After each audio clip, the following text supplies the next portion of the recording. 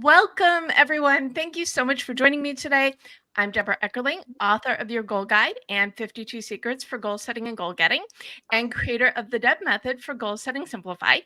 You can't reach your goals on your own, you need your people. So every week I bring together some of my people to dive into a topic. And today's guests were on a few months ago. We had a LinkedIn Love Fest, and it was so amazing. I think we scheduled it like during the show. So today we're having the LinkedIn Love Fest content edition with my dear LinkedIn friends, Ivonne Ribeiro, Brynne Tillman, and Stan Robinson Jr. Whether you love LinkedIn or hate LinkedIn or love LinkedIn and or AI and or all of the above, we are glad you're here. Whether you're watching Goal Chat live, watching the replay, or listening to us as Goal Chat on the Marketing Podcast Network, we are glad you're here. And I am glad you all are here. So please share who you are and why you love LinkedIn. I mean, we discussed it last time, but we can give a little recap. So Ivonne, let's start with you. Righty, I am Ivonne Ribeiro, brand strategist. I work with entrepreneurs to dream it, brand it, and make it. And I love LinkedIn because it is a place where professionals can gather and share their expertise, make new connections, connect with old connections, and explore the future together. Well, and I believe all of us met because of LinkedIn. And I know you all have known each other a bit longer than I have known you all, some longer than others, but LinkedIn really is the best first step for like anything, which we are completely going to go into. I feel like I'm tangenting already, which means we know it's going to be an amazing show. So Ivonne, great to see you. Glad you are here. Stan, who are you? I mean, I know, but Spotlight. I'm Chief Coaching Officer with Social Sales Link. Brynne and I have the pleasure of working together, and essentially we help sales teams, anyone responsible for revenue, use tools like LinkedIn, Sales Navigator, and now AI to start trust-based conversations without being super salesy. So in a nutshell, that's what we do. And how did your love of LinkedIn start? Started using it as a prospecting tool about 12 years ago, and decided that, hey, other people may want to learn how to do the same thing because it's such a powerful tool. Can't remember how many millions LinkedIn was back then, but I don't think it was over 300 million at that time. And it's about 1 billion now, depending on who you talk to in terms of members. Wow. So what, and I was an early adopter as well. I read in a book that said, stop everything you're doing and join LinkedIn. So I did. That was my, like, because apparently you should do what books tell you to do. Okay. Different tangent. Brynne, great to see you. Who are you? Hi, I am the LinkedIn and AI whisperer. We just kind of added AI in. Actually, an old friend of mine coined me the LinkedIn whisperer, gosh, about 10 years ago. And I just love it because I whisper all things LinkedIn and AI in the ears of sales and marketing professionals. The goal for us really is to leverage LinkedIn to start real authentic conversations.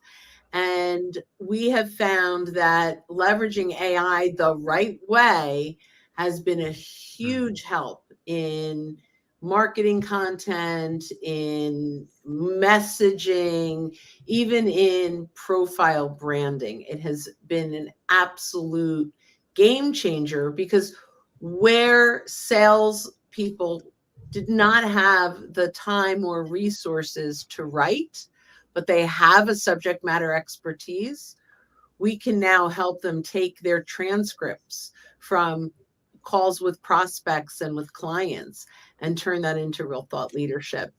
And so, we're having a real good time with that. And I believe this conversation about AI, the last time you all were on, is what inspired this one. And I have to very quick shout out to Christopher Johnson, who is watching us live on LinkedIn of all things. And when I was on his podcast, he called me the goal whisperer. So apparently We've got Stan, the education whisperer. We're calling Ivonne the brand whisperer. And so we're all shouting these whispery things. If I could, I'd love to just jump in for a second. First, jump in. I'll take it. I just want to say that I don't know anyone else on LinkedIn who knows the platform so well, so in and out as Brynne Tillman. When it comes to Sales Navigator and it comes to the LinkedIn main platform, she knows those features like no one else. And if anyone has any questions, she's the go-to. I'll second that. Yes. I was literally had a conversation a couple days ago and said, Brynne, I've worked with a bunch of LinkedIn trainers, and Brynne knows more than anyone else I've worked with. Well, thank you. I appreciate that. And it's not even the features as much as what do you do with these features, Exactly. right? And it's the ability to look at something and say, how can we use this in a way that's productive? And we are anti-automation, because we really believe that this is a connection tool, a human-to-human connection, and that authenticity matters. So it's really interesting how we are bringing AI into that, because everyone's like, well, now it's no longer authentic, and you can. And I'm excited to talk about how do you use AI to develop authentic content? How do you use AI to amplify your perspective and your voice, not just go out into the ecosphere and pull whatever ChatGPT decides to tell you about a topic? So I'm excited about that. Thank you, Ivonne and Stan. I appreciate your. Well, I think you're awesome too. You're welcome. You're all awesome. Well, again, LinkedIn Love Fest Part 2. And before we dive into the nitty-gritty of the how, I really want to address the important first question, which is why create content on LinkedIn. I feel like it's obvious, but I'm going to make y'all answer the question anyway. Stan, do you want to start us out? Yeah, that is a great question, because it's not obvious. Now, I don't know your audience in and out, but a lot of people, they view LinkedIn as their online resume. And what does content have to do with my online resume? For people that are in that mindset. So for those who are thinking of positioning themselves as a resource to their audience, creating content makes perfect sense, in that it's a way for you to demonstrate your expertise, add value to your audience, and just be more visible to other folks out there. And I feel this way as well. Obviously, that's kind of why we're here. LinkedIn is like, I don't like to play favorites, but if you're going to be on one platform, it does not matter what it is that you do. LinkedIn is the one that you need to be on, because when we meet people, we all Google each other, right? And then what do? We connect on LinkedIn. And when you position yourself as a resource, it's not just another resume, another string of words and bullet points. So absolutely. Ivonne, why? Same question. There are so many reasons, but it is one place to remain on the radar of your ideal client. And it's not just remaining on the radar. On top of it, it is the place to showcase exactly who you are, how you're unique from your competitors, and how to resonate, how you want to resonate with them. You want to identify who are the ideal clients and then speak to them in their language, not in the language you want to use. But you have to do your research. You have to find out. There's some time that needs to be taken to do that homework, to build your brand. Part of your brand is your ideal client persona, and find out what do they need, not what you want to offer. And I know this resonates with Brynne, because she, along the same line, she'll just take that and take it into another direction. But it is, you have to stay on the radar, and it's not, you can't just do random. I'm big on strategy and having a plan. Even if it's just once a week to start, you need to do it on a regular basis. Otherwise, you for so many reasons. But yes, staying on the radar, showcasing your brand. Amazing. Completely agree. Anything to add, Brynne? So she's right. I'm going to yes and all of that, right? Like, because it's brilliant. So the concept that we teach is we've got to earn the right to get the conversation. And we can't earn the right by doing a great pitch, by saying, hey, we help companies just like you 10x their revenue. Like that maybe it worked 5, 6, 7 years ago. It does not work at all. People are like, delete, delete, delete, and even report spam. So content is something that most people are open to. And it's also a good qualifier, whether or not someone's interested in the content you're sharing. When you put out good social selling content, it will convert your spectators or lurkers to engagers. And that's the real goal. So social selling content, not all content, but social selling content that will convert from someone that's just consuming your content to someone who's engaging. And by the way, we can't start a conversation until we know they're there. So from a sales perspective, we want content that creates engagement, but it also creates engagement in a way that leads to our solution. So let's just talk about that for a second. There's content that leads with our solution. That's when it really is about our services or what we provide. And even in some cases, it's client testimonials too early in the sales cycle. All of that is about us bragging. Early on, and there's a place for that, believe me, there's a huge place for this, but this is after they've identified that you are a resource for them, and then this becomes social proof that not only do they like your stuff, but other people do too, right? So there's that feeling of social proof, but if we do it too early, we turn them off. So the content early on in the engagement pipeline, number one, needs to be around content that they want to consume, not content that we want to tell them. And there's often a huge difference. We want to tell them how much our clients like us. They don't care about that yet. What we need to do is earn the right for them to care about that.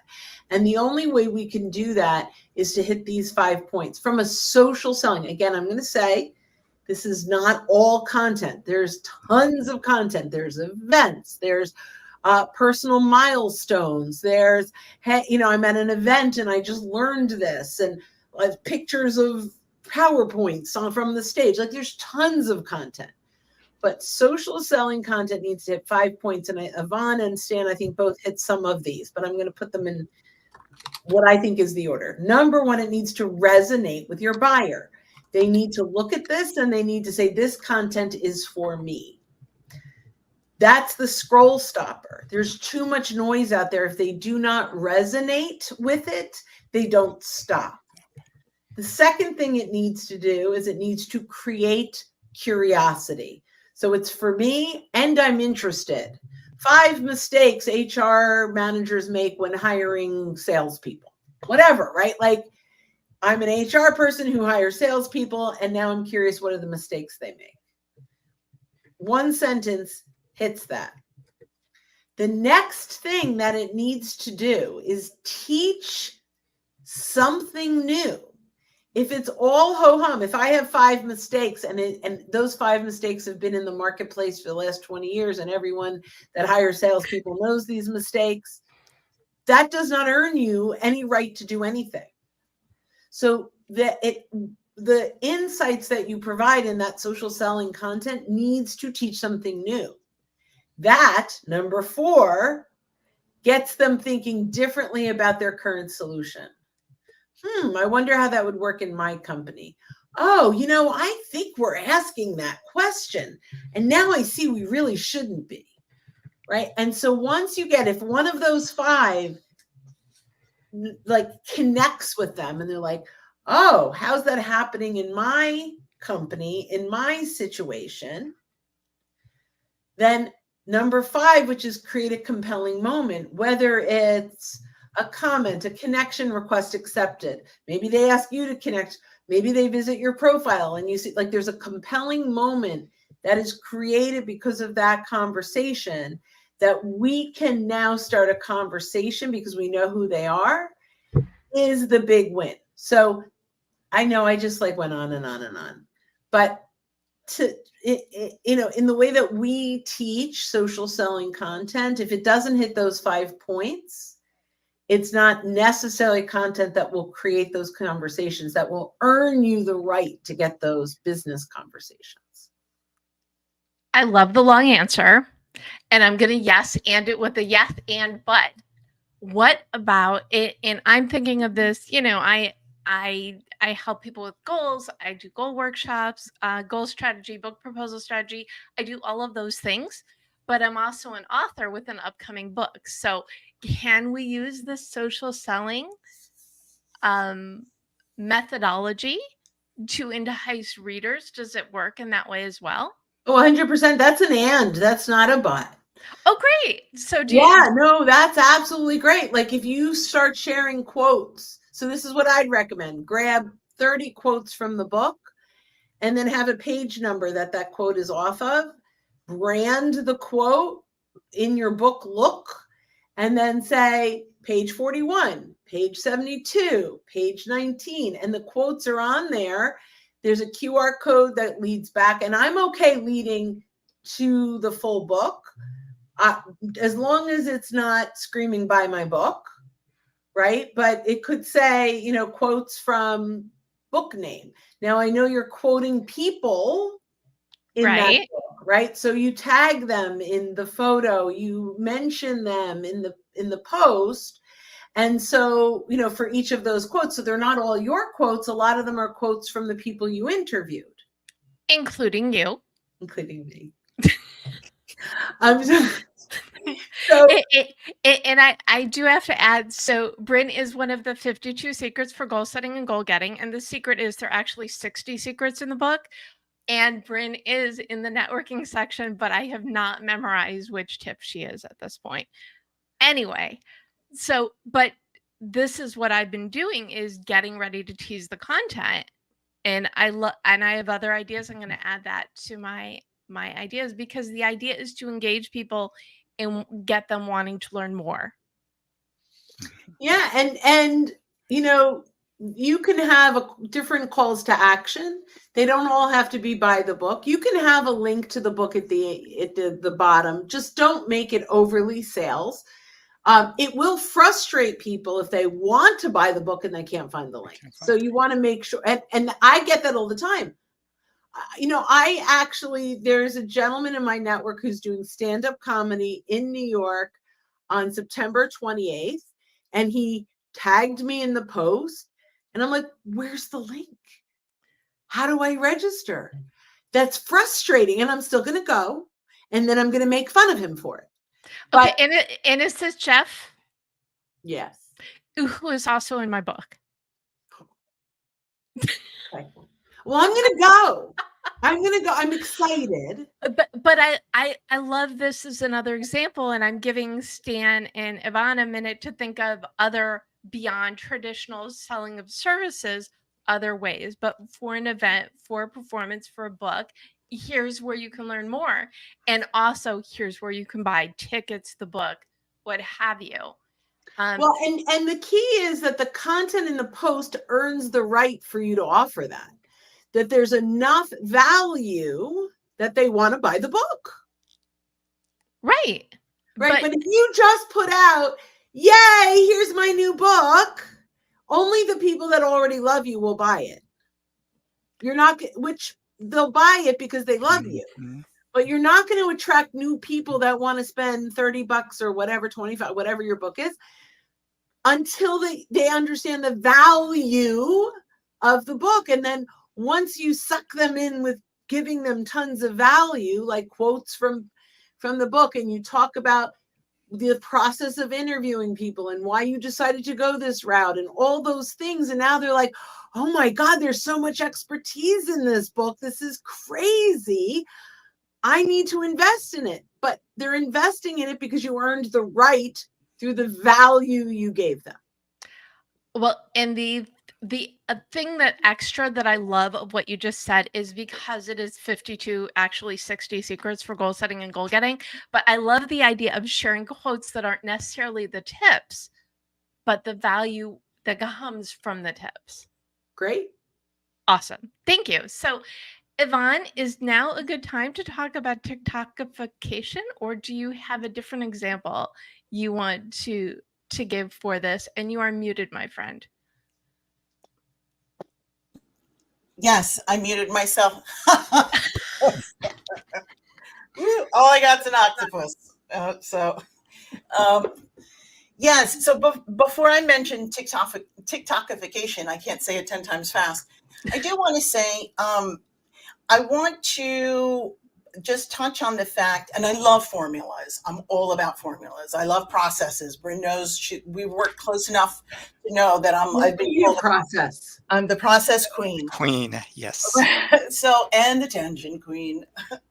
But I want to So anyway, I want to say that people who are looking to use LinkedIn, I want to encourage them to have some freedom as well. Because if you look at LinkedIn as just like this, like I got to touch these boxes, I got to do this formula, I can't do it outside the box, I got to be like this, it becomes overwhelming, and then you are paralyzed and don't do anything. So my touch is I'm all about processes, and I thoroughly appreciate that. And it's all about getting in the strategy and work your plan your work, and then work your plan. But I want to speak to, for just a moment, the opportunity when you're at your kid's ball game and you feel compelled to just pull up your phone, and you want to just say, this moment right here made me think of, and I want to share it with you. And it's just a very real moment. The audience gets to see you in a social environment outside of your virtual office. They get to see a little bit more into your personal life. They get to like feel your vibe, if it were, and you get to express your heart. So that humanity piece of it. And the TikTokification kind of is on the tails of that, because I do have a little bit of concern about the direction that LinkedIn is going. I love the videos. Videos are real. You can't get out there and become a speaker. I know folks want to be a speaker and then they're not speaking. They're not on LinkedIn. Nobody's hearing them speaking. It's like, you want to be a speaker, be heard. Start making videos so people can hear you speak. But the TikTokification is these videos, these reels that are now that we can just go to the reel section, and we literally can just swipe, swipe, swipe, swipe, swipe, throw away content. Where's one that I want? And to me, that's like, oh man, I really hope that LinkedIn doesn't become that, because that's going to be becoming that. Well, they're excited about it. I'm on call. I get it, because they want to TikTokify it. Oh, I said that wrong. But it is a concern to me, because I am a person that comes from a place of authenticity, and I consume content. I prefer content that is more authentic.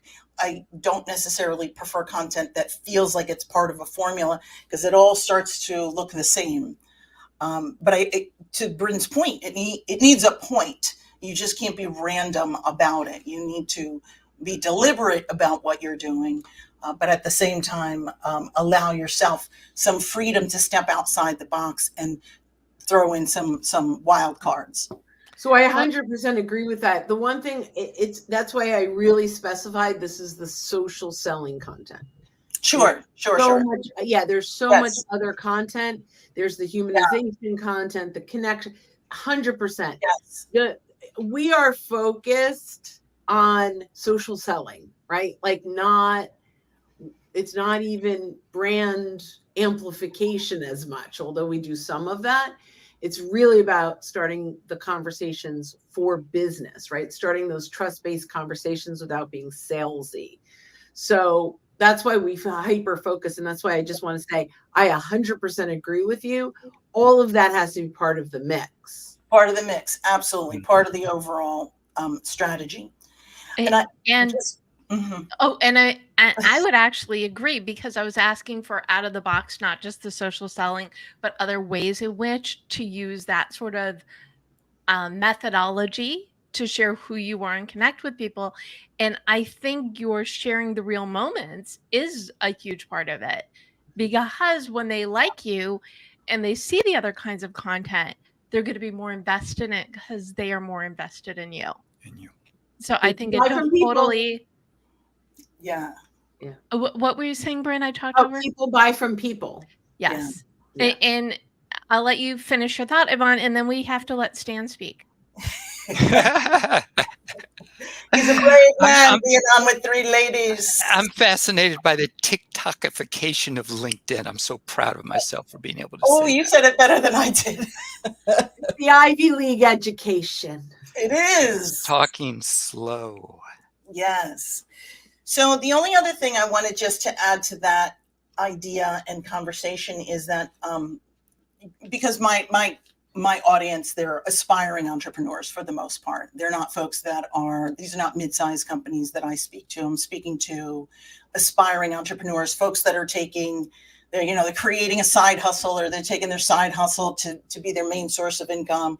So these are folks that are just coming into LinkedIn and testing out the waters. But I do want to say that anyone that starts a strategy for LinkedIn and expects that they're going to have $10,000 worth of sales in the first week, you have to wait. It's just not gonna. I don't see an ad on LinkedIn and say I got to drop 10 grand today. Like, it takes time to build that trust. It takes time, and from that aspect, someone who is the creator, they have to recognize that this is going to be a journey for them, because unless they're just in the business, they're doing their business, open their business, launch their business, and they only plan to be in business for 6 or 7 months. If that's the case, look for those quick transactions. But if you are looking to grow your business 5, 10 years, you have to be thinking about the long term, the brand, the impact, and building those lifelong relationships. Mhm. I think you addressed a really important tangent, and I want to circle back to it in a minute, because the next question was what types and how do you create it for these long-term plans. So process queen, we will get back to circle in just a second. I just want Stan's take on what sort of other kind of content that can have the impact that's less I don't want to say specific. I love how specific Bryn's formula is, but if you were to play with that formula, what do you think? Ooh, you're asking me to be creative here, I am. because when I think of kinds of content, I think of the different media and channels. In other words, written plus an image, or video, which is huge now. And one of the nice things about video is that since people do want to understand or get to know the person behind the business person, video is a great way to do that. And you don't have to do a lot of production. All you need is your phone. So it's not a matter of having the best lighting, although you do need to make sure that people can hear you. Because if the lighting can be bad, but if they can't hear you, if they can't understand you, they're gone. Okay, but that said, you don't have to. You can take out your phone and talk to someone. We were talking to people about using videos on direct messages on LinkedIn just to build relationships, because that's the next best thing to being there is video. And nobody's using video in direct messages to build relationships. So one of the things I wanted to echo that Ivonne said is that relationships take time. Yeah. And LinkedIn is not the silver bullet that's going to get us past that. Consistency, being in front of people consistently, just being there is what builds trust. And that still takes time. Something I like to say frequently is the secret to social media is there is no secret, only trial and error consistently. Yeah. Yes, and anybody? Yeah, I mean, yes, and in everything we do is trial and error. Like it's never that if you don't accept that, you never launch anything. You never do anything. You have to be able to put it out there and say, okay, that was wrong, and I won't make that mistake a second time. And that otherwise you get paralyzed with perfection. And so that's why having a really good process will reduce the risk of too many mistakes. So when we relaunched, in the pandemic, we launched a brand new membership. And I had big dreams and aspirations. And I was really, really excited. And at one point, we had launched it and we were Random Acts, and Ivonne was, launching her business. And I said, we're kind of all over the place.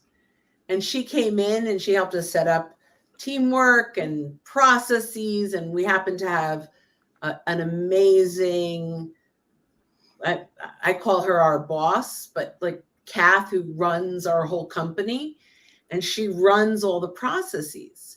So, we drop a lot less balls than we ever did before. And there's still going to be mistakes, right? It's never going to be perfect. But when you have a good process, and Ivonne is the one to hire for any process. I mean, really transformed the way we went from we're having fun to we have a business, because it was scalable. It was scalable, it was repeatable. And, we knew now exactly how did we onboard someone? How did we, there was an email in place that all we had to do is replace a name and a link, right? And all of a sudden there was this moment of it became a business because of the processes. So. Okay, so specifically for LinkedIn, and I'm going to pick on Stan first again. What are things that you could put in place so you are creating and publishing content consistently and keeping that enthusiasm? Because I think we would all agree that we need that enthusiasm, because when you love what you do, it shows. When you don't love what you do, it really shows. So what are ways in which you can consistently create content and keep with that creativity? Oh, I love alliteration and excitement. There goes my alliteration. Stan? I love the alliteration. We are talking to an author. We've got a few of them on here.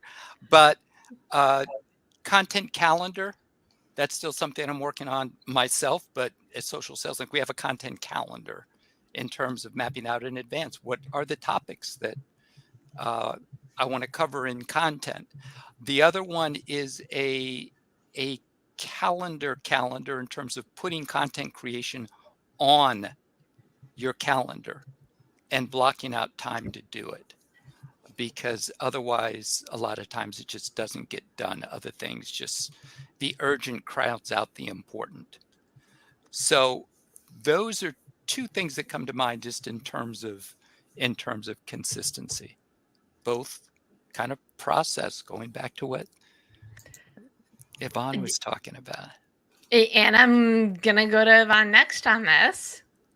What else? And I love the calendar thing, because we all know if it's not in the calendar, it doesn't exist. And you need to treat these activities with as much gold as you would treat activities that you're doing for a client, because you are your own client. And then protect those events, like put boundaries. I will do this, even though we've all had calendar events come up and then we don't do the thing and we just keep shifting it to the next day or the following day. I'm guilty of that. But we all have to be really good about honoring what we promise ourselves that we're going to do. We can easily keep our promises to our clients, but we have to keep our promises to ourselves. So for me, it's creating a content bank, having a bank of content that you can always pull from. So for someone who's just starting out, this could be as simple as emailing yourself whenever if you're in the grocery store and you get inspiration, you're at a red light, you're in the mall, you're watching a movie, somebody said something cool that made you think of this or that. Pause it, pick up your phone, write inspiration in the subject line and just a couple of sentences to jog your memory as to what that was, and email it to yourself, and then it's gone. You can create a folder where you drop all of those pieces of single inspiration, and that becomes your inspiration bank. You can put it on a spreadsheet if you want, or if you could just work right from emails. Things don't have to be super complicated. Keeping it simple. But I'm a big fan of doing that. I've been doing that for years. I email myself constantly. I love the simple, and people ask me those kinds of questions all the time. Deb, what do you do for productivity? Well, you keep your calendar, and then you keep the Google Doc with all of the things, so everything is in one place. They're like, but what about apps? And I'm like, well, okay. However, sometimes you take out the technology if you just have, the piece of paper or the online form or the email. It's going to get done a lot quicker than figuring out some piece of tech. I have some thoughts on that, Deb. So I think sometimes, and I've been guilty of this, I have overcomplicated my systems and processes because I feel like I need these additional apps and I need these additional pieces of technology and all these additional layers to something that actually can be so simple. Mm-hmm. And just recently, I just got rid of a bunch of apps and other things that I realized I can do this a lot quicker without all these additional layers. And I love tech. I want to use the tech, but it just got so cumbersome, and I'm back to doing things simply. And I love, we're talking about LinkedIn, which is tech, but trying to use, if you've got the simple processes in place, you're more likely to be using the tech. So I do think it works hand in hand. You're nodding a lot, Brynne. Please, yes, and us. Yeah, I'm going to yes and you. Yes, I mean, a lot of the efficiency comes from capturing your genius in the wild. So, while we are out there talking with clients and prospects and having conversations with colleagues, in today's world, we have note takers that are in everything. And it's acceptable. People are totally comfortable now with a note taker in your meeting. So now you have a transcript, and you take that transcript, and this is where I do add tech in. But I take that transcript and I add it into ChatGPT or your favorite large language model, and in just a few weeks it'll be in askssl.ai, but not launching yet. So we're going to take that conversation that we had, stick it into chat, and you can do it as a PDF in 4.0. And I'll say, pull out just Brynne Tillman's transcript. And so now it goes, brrr, and everyone else's conversation is gone, and it's only you. Now I'll say, from this content, please create a blog post. Do not research. And then it throws out the blog post. And then I'll say, ooh, I don't like that word. And we have some prohibitions. Do not use delve. Do not start it with in today's anything, right? Like, there are some prohibitions that we have in our instructions that help it to be less GPT-ish, right? But now we have this blog post, and it's probably 80%. Remember, you used your words. So it's really, really close. This is not, here's a topic, chat, write a blog post. This is, here is my transcript of my words, and I'm telling it, do not research. And it will come up with about 80% of a great blog. Now we've got that. Now create 10 quotes from that blog post.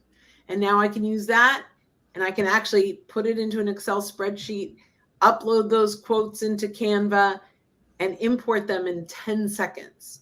And now I've got my 10 quotes, or however many. And so, and there's like, and then I can create a poll from that blog post. And so I can have a 30-minute conversation with a prospect and create an enormous amount of content in my voice. So I am using the technology, knowing it's an 80-20 rule, right? 80% is chat, then 20% is my editing. And I've got original content, but I am using technology to make it easier, faster, smarter. And I love that it's like you're enhancing the tech and using your voice at the same time. Yes. And that's, to me, it's using technology in an authentic way. Right. Because, and you were on between these two conversations and the AI conversation, and AI, I kind of think, is like LinkedIn, in that people love it or hate it. They're just not, they're one or the other. You can't. There are very few people who are meh. If you hate it, you're going to be out of work in 5 years. There's going to be nothing for you. The people that embrace, I'm saying that if you're an electrician or a plumber, you have a job. But anything else, right? Anything else, the people that will make it are the people that are more efficient. So we have a very good friend, Gunnar Hood, who's launching this very cool product that we saw at the beginnings demos of, which ultimately is, you answer questions and it says, here are all your job descriptions. Which one do you want help with AI? And so we were testing it. And we said, we want help with ABM strategy, account-based marketing strategy. So he puts that in based on, and you can upload your own LinkedIn profile to it. So it reads who you are and what you say you do and what you want to do. And now we'll create the prompts for you that you need to do that job. So, at first I'm like, it's crazy. And not at first, at last, it's brilliant. Then it will tell you how much time you saved by using that prompt versus doing it manually. So you have to be smart enough to work with a company like Gunnar's. You have to be able to embrace AI. Self-promotion, I usually don't do it, but we're launching AskSSL.ai in a month or so. And it will, for marketers and sales, the prompts are there for you. But it's all using your voice. Every prompt is asking you questions about your perspective and your thoughts and your insights. It's not just a ChatGPT that says, write me a blog post. It's all about pulling out your perspective. So, and I didn't mean to interrupt you. I guess I did mean to interrupt you, but I apologize. And I thank you for allowing me to interrupt you. But if you hate ChatGPT, that's like saying I hate email. Okay, hate is a strong word, but let me rephrase. People have very strong opinions about AI. Mm-hmm. We'll put it that way. And Ivonne has another point. Please share. Yes. So everyone says AI is a tool, and it is a tool. If you are looking to chop up carrots for your stew, you're going to use a knife. You need to know how to use the knife. The knife is a tool. Just like a sword, if you're going to wield a sword, you have to know how to use it. It can be very dangerous if you don't know how to use the tool that you have. In order to be efficient with it, you have to learn how to use it properly. That said, LinkedIn is also just a tool. It is not the be-all, end-all. The desired goal is to grow our businesses. We're all looking to grow our businesses. And there's not just one tool that is going to get us to that end result. They are all tools. So I'll just mention here that I recently, thanks to Chuck Shaver, a little nod out to our Vengresso pal, Chuck Shaver, he was doing a lot of in-person networking. And I was like, oh, yeah, that's a nice idea. So then I'm feeling kind of isolated in my house here. I think I might go try out some in-person people.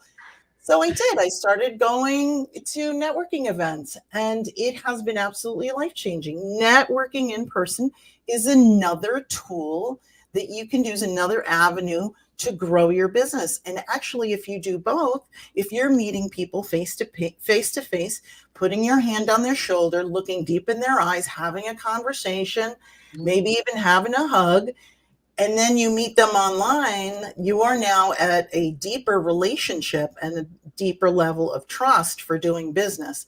For me, it's been really amazing. I love getting to know the people in my town. Brynne, I know you do a lot of networking in person as well. It's a tool. They're all tools. So we have to not just get stuck on one tool. We need to know maybe we have some tools that we use over others. Email marketing is another tool. It's a tool that you use to reach your audience. The thing that you were talking about with networking, that's how we did it in the old pre-pandemic days.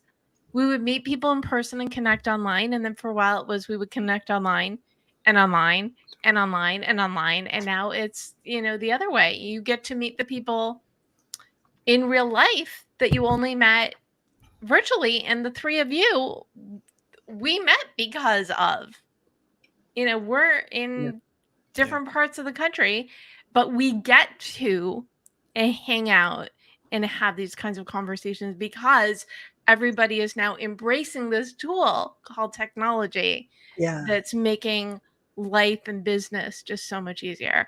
You wanted to add something, Brynne? I wanted to share one of my favorite quotes of all time. A gentleman by the name of Brian Fanzo. I can't even, maybe 10 years ago, I heard him say this, and it lives and breathes in my ecosystem. Social media does not take the place of a handshake, but it turns a handshake into a hug. And that is one of the most valuable, like people that I have known for 5 years and then I meet in person, you hug them the first time you meet them. And so that in person is still really important, but Ivonne's talking about you meet in person and then you go online, and there's also the Deb saying you meet online and then you meet in person. It's all part of the networking ecosystem. And while we can sell 100% online, it's a different experience when you meet someone in person. Stan and I live 25 minutes apart, and now we're talking about really in 2025, I would like to do, we've mentioned it briefly, so if he's like, wait, how far in are we on this? I want to do like one-day workshops once a month. Oh, that's awesome. Mm-hmm. You guys are going to kill it. Yeah. Yep, there's nothing like meeting in person. Yeah. Actually, that's how Stan and I met. The first time is, I didn't have a great turnout, but 3 people made my in-person workshop in Manhattan. The first one I ever did in New York, and Stan was one of them. Which goes to show, and I know this is something you believe, it doesn't matter the quantity of the people who attend events. Right. So do you know who the other one was? Well, she's changed her name. She's recently, but Jennifer Gittimer, who is now divorced and back to Jennifer Gluckout, but Jeffrey Gittimer's wife, who didn't know Jeffrey at the time, was there. And then I ended up in a very wonderful kind of circle during COVID where they really helped us grow our business. So she was one of the 3. So 2 out of the 3 people that showed up, I stayed very close to. I love that. And we cannot disregard, though, the power of creating and continuing these relationships. In my book, 52 Secrets for Goal Setting and Goal Getting, I know all 60 people who gave me tips. They're all either friends of mine or people who friends have introduced me. Oh, you need to have these people in the book. And it's not just marketing and salespeople. I've got actors, I've got chefs, I've got entertainers.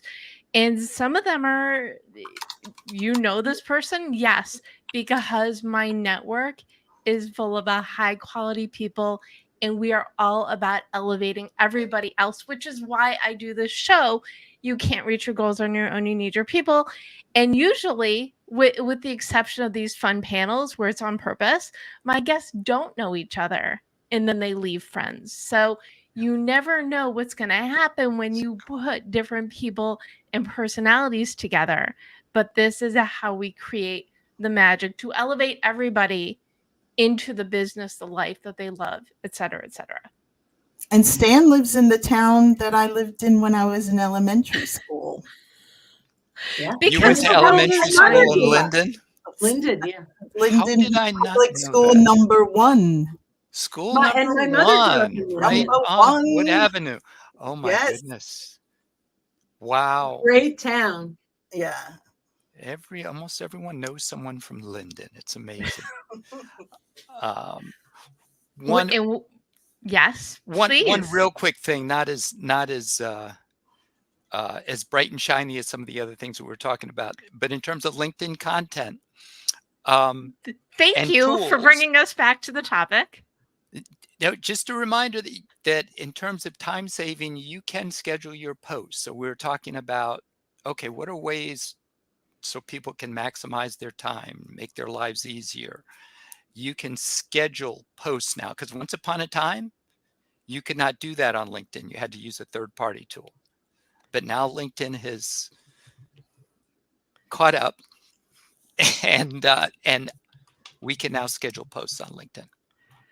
Mm-hmm. I love that. But before we get into gifting people goals, which we're going to do in a minute, I love this quick, easy tip. So now I want a quick, easy tip from Ivonne and Brynne as well. So you can now schedule posts on LinkedIn. Ivonne, what else can you do that's amazing on LinkedIn that people need to know?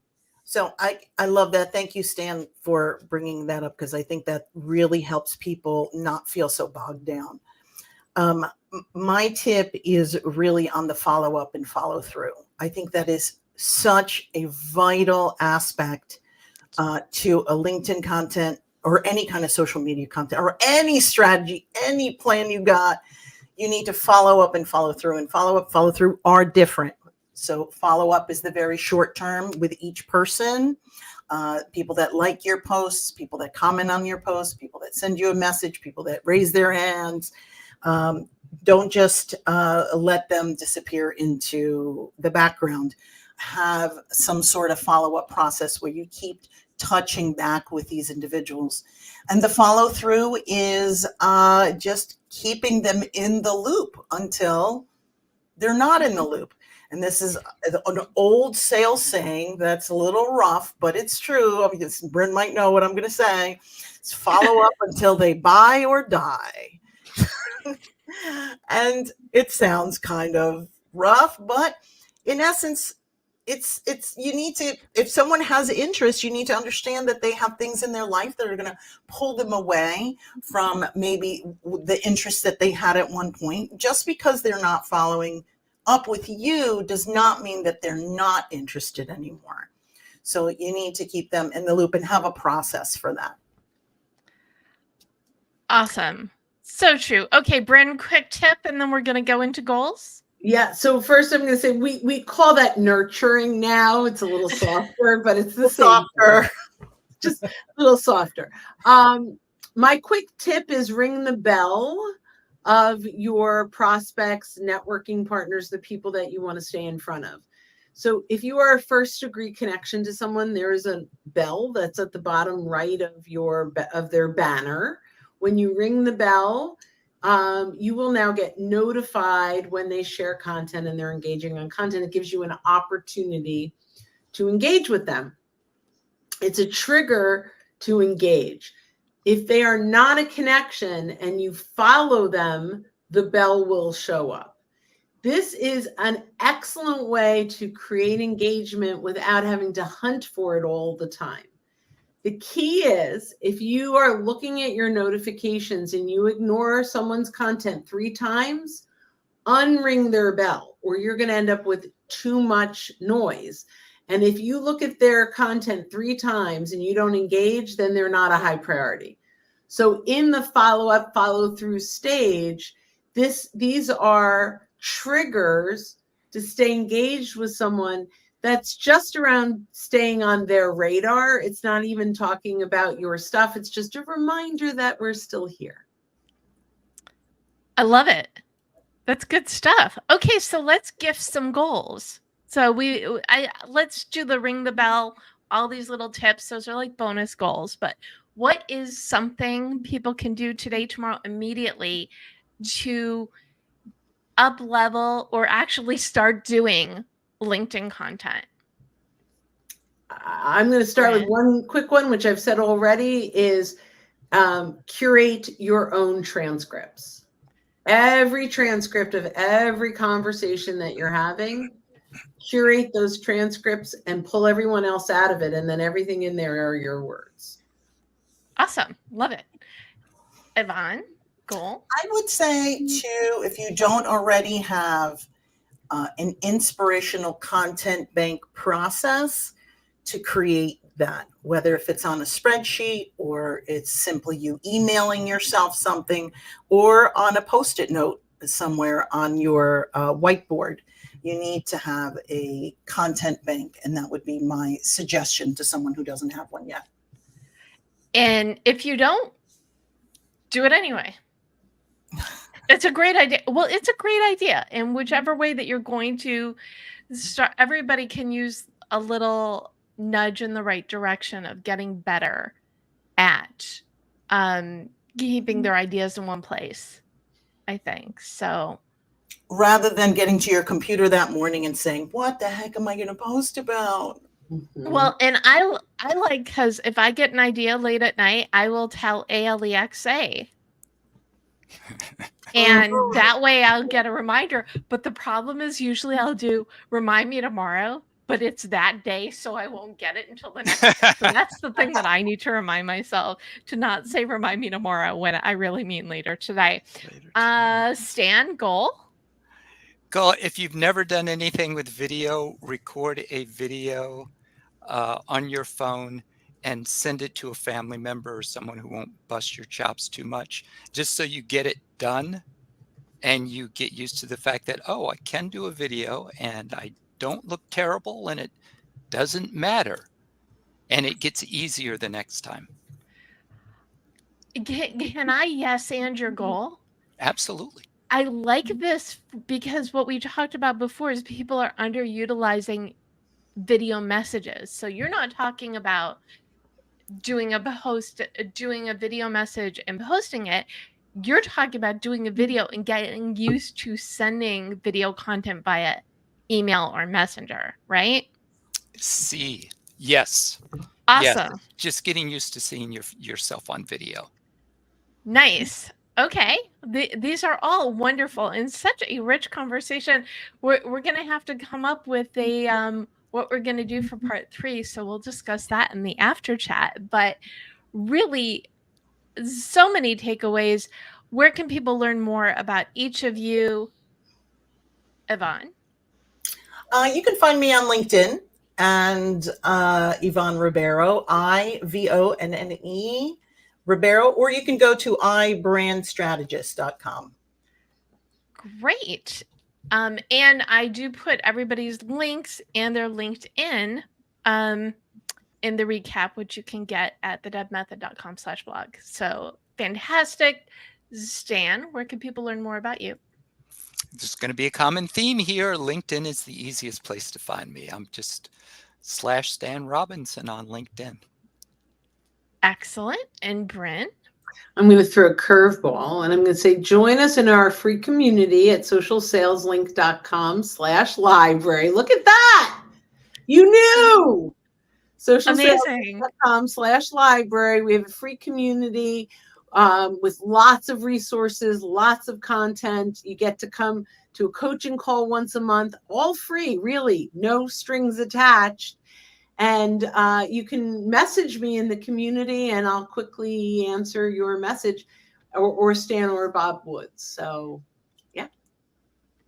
Fantastic. And as I said before, I am at the Deb Method everywhere. You can go to thedebmethod.com/blog to read the recaps and get all the links. And of course, go to thedebmethod.com/ well, anything, goals with Deb, books with Deb. If you need help and personal encouragement, and you can grab a copy of your goal guide, a roadmap for setting, planning, and achieving your goals at your favorite place to buy books. And you can pre-order your copy of 51 Secrets for Goal Setting and Goal Getting, which will be out in January 2025.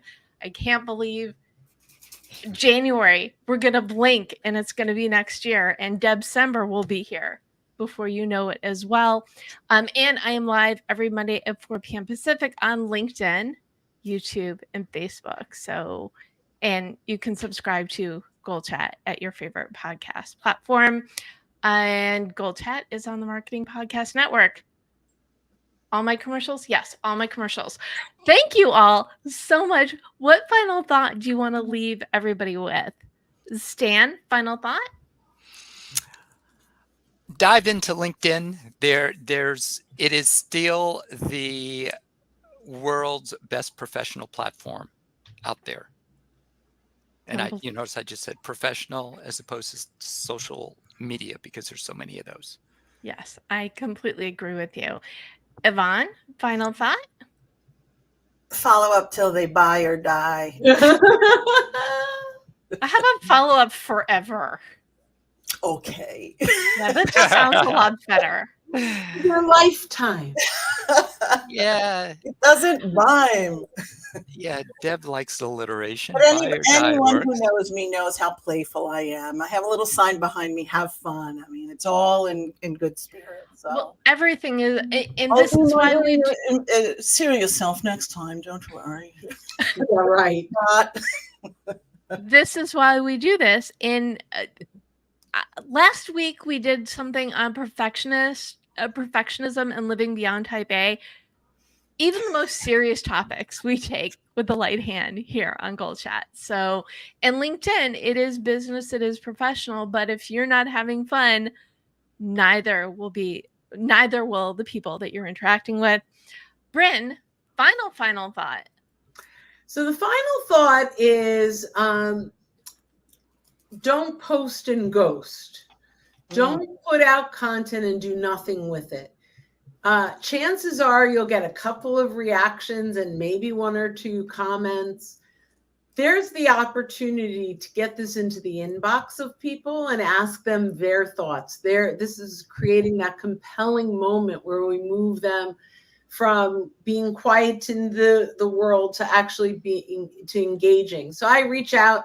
I have a piece that's all around creating a great brand. And I reach out to Ivonne. I use little send. I can actually send it up to 10 people at a time, blind copy. But I send it to Ivonne and say, as a brand expert, I'd love your perspective on this post. And so now I'm drawing my first degree connections out of the woodwork, right? I'm saying, come engage. And now I'm igniting conversation with someone that I may have been ignoring by accident for a long period of time. So use content, not just to post it out there and hope and pray people engage, invite them. It's a myth. If you build it, they will come. They need to be invited. That was probably the most important thing said on this whole hour. That's it right there. I love that. And I do too. We all know it, and we can never forget to always do it. I think it's really valuable. LinkedIn, it's an invitation to engage, to find your people and elevate each other. What a wonderful conversation. Thank you so much, Ivonne, Stan, and Brynne, for joining me. Thank you for tuning into Goal Chat, whether you're watching us live, the replay, or listening to us as the Goal Chat podcast. You have your goals, so go create some content on LinkedIn. Don't post and ghost. Engage, enjoy, have processes. Till next time, go on out there, go for it, because we know you can do it.